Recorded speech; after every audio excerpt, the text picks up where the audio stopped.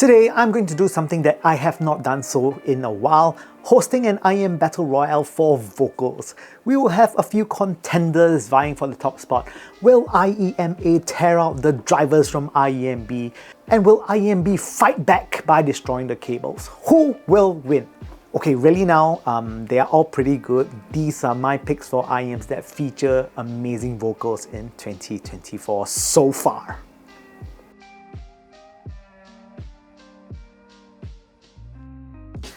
Firstly, the Ziigaat Arete. Someone commented on my video of the Ziigaat Arete review that the Arete is pronounced as Arete and not Arete. I stand corrected. Thank you so much for correcting me.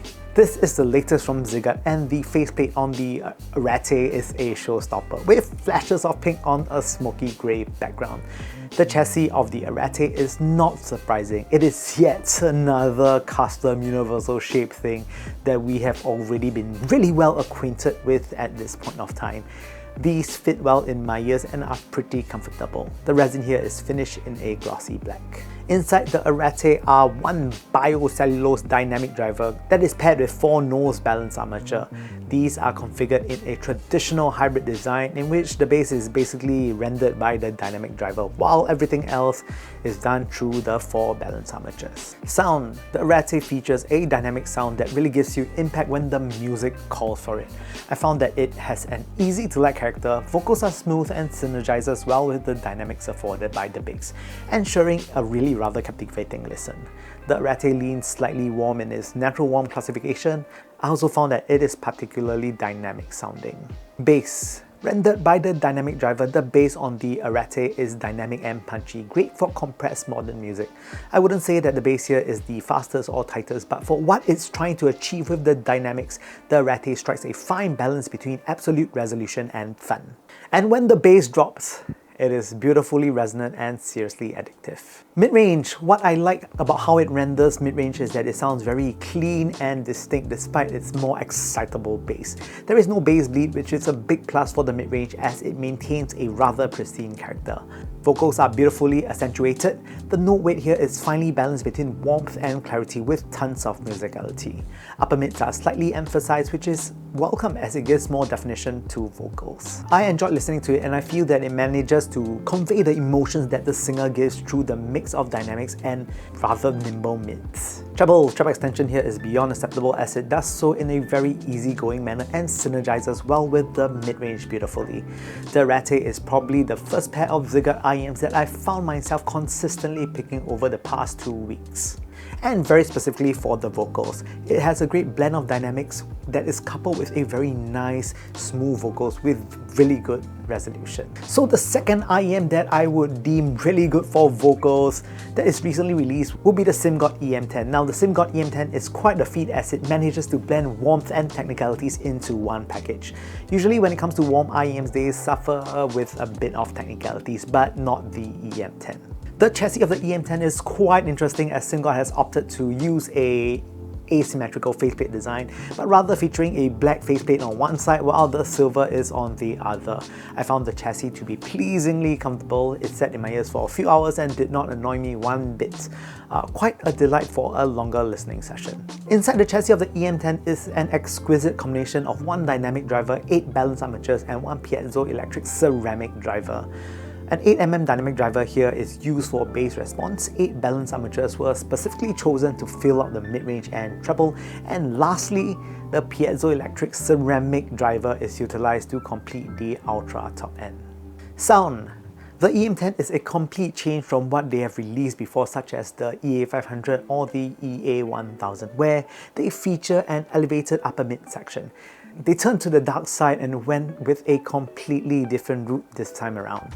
The EM10 focuses on being more dynamic sounding, emphasizing sub-bass and mid-bass. The mid-bass here is just slightly scooped, but still leaves plenty to provide a deliciously thumpy mid-bass. In terms of vocals, the EM10 is one of those rare IEMs that does justice to male vocals, as it has a thicker tonal weight that allows them to shine better. Bass. Resonant, dynamic, and high resolution is how I would describe the bass churned out by the 8mm dynamic driver on the EM10. The thing I noticed the most was how present the bass is on the EM10. It adds a lot of dynamic texture. The EM10 blends sub-bass and mid-bass and results in a very full texture that has lots of control as well. There is a tiny bit of scoop in the mid-bass, but it does not take away from the character of the mid-bass as a whole. Resolution here is spectacular. Transients on the whole is fast, but it still leaves room for a very well-controlled decay. Mid-range. The mid-range rendered by the EM10 is spectacular for both male and female vocals. Male vocals sounding fantastic. It's not really all that common, as many IEMs render them without much gravitas. But on the EM10, male vocals sound gloriously full. This is quite a rarity in IEM these days, but Simgot managed to craft an IEM that does male vocals so splendidly with enough warmth to bring out the body of male vocals. Female vocals also benefit from this as they sound fuller. It is not the same as the common upper mids emphasis that most IEMs have. This different sort of color is what makes the EM10 intriguing. Treble. Treble is dealt with by the piezoelectric ceramic driver. The way it renders treble is actually done very well. It adds a defined yet gentle edge to the music. It just extends very naturally. I found that treble extension to be excellent. It does the job but never demands to be the center of attention. This results in a tone that is subtly airy and smooth. All in all, the Simgot EM10 is quite a unique IEM in the market today, as it is a specialist in full-sounding vocals that few IEMs can mimic. This is also paired with good levels of resolution, which is technically a little bit more challenging, especially in a warmer-sounding IEM. And the last specialist vocal IEM would be the Dunu Da Vinci. Featuring a stabilized wood faceplate, the Da Vinci has a unique faceplate for each IEM, and no two are the same. This is done through a process where acrylic polymer, a type of plastic, is dissolved in a solvent and then later forced into wood through various vacuum and pressure cycles, effectively making wood take on a plastic-like characteristic. There are some very gorgeous examples of these faceplate in the press photos.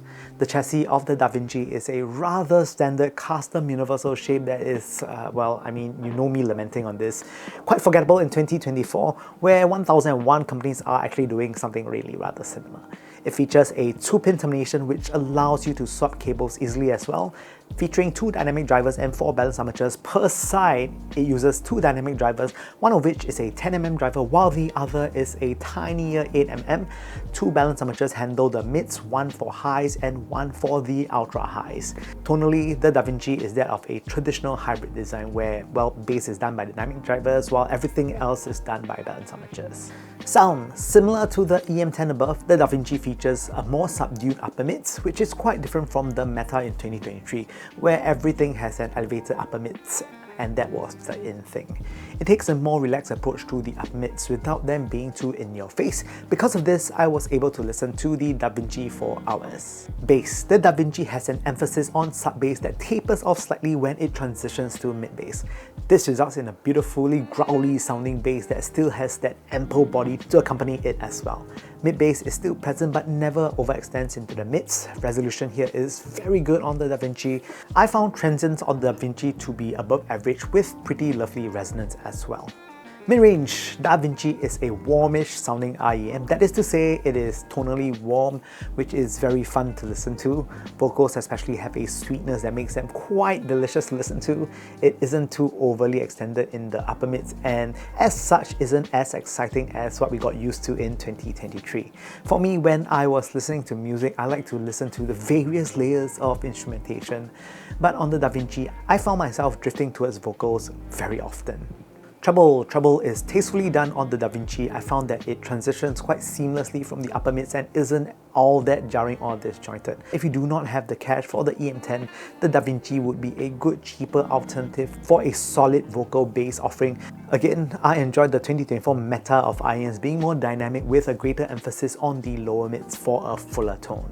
And finally, in conclusion, so these are my top picks for vocals. The EM10 and Da Vinci are both tonally similar, but the EM10 wins based on technicalities. Either way, you will have a fuller vocal section with these two IEMs and you won't really go wrong either way. Both of them are quite amazing. The Arete, on the other hand, is more likened to 2023's meta of having more elevated upper mids, but I found that It's still quite toned down as well from 2023. It provides an excellent natural warm vocal section and isn't as full sounding as the EM10 or Da Vinci, but still offers an engaging nimble vocal section. With that said, I hope you enjoyed this week's IEM Vocal Battle Royale. If you like the content so far, please kindly press the like and subscribe button right here down below. It will help me out immensely, and if you have already done so, you are a fabulous and wonderful person. With that said, I hope to see you guys soon.